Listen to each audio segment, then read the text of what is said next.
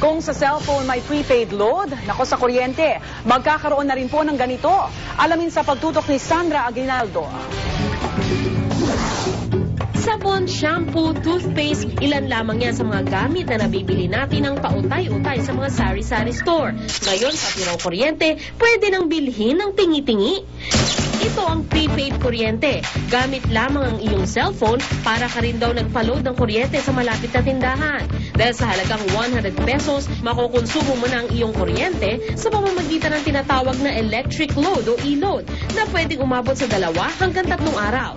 Before, pagka naputulan ka ng kuryente, pupunta ka sa branch office or sa bayad center, magbabayad ka pa ng reconnection fees. Mamamanage na nila yung electric power nila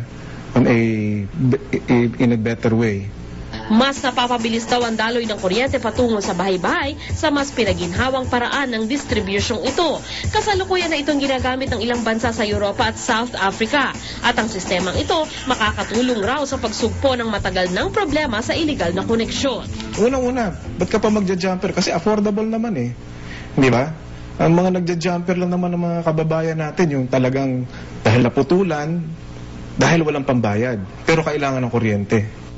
Sa metrong ito makikita ang halaga ng iyong natitirang electric load. Kusa itong nagbiblink kung kailangan na muling lagyan ng load. Makakatanggap ka rin ng mensahe sa iyong cellphone bilang paalala na malapit ang maubos ang iyong load. Pero ang tanong, approved naman kaya ang sistemang ito sa ating mga kababayan? Sa akin yung mas, yung pipila pa rin sa Meralco.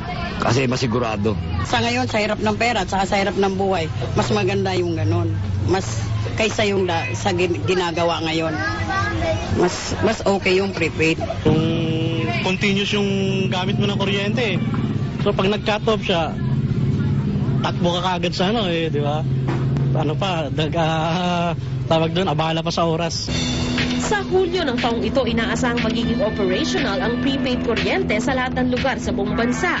Matapos maaprubahan ng Energy Regulatory Commission ang ilang electric cooperatives na katulong sa pagpapalaganap ng makabagong teknolohiyang ito.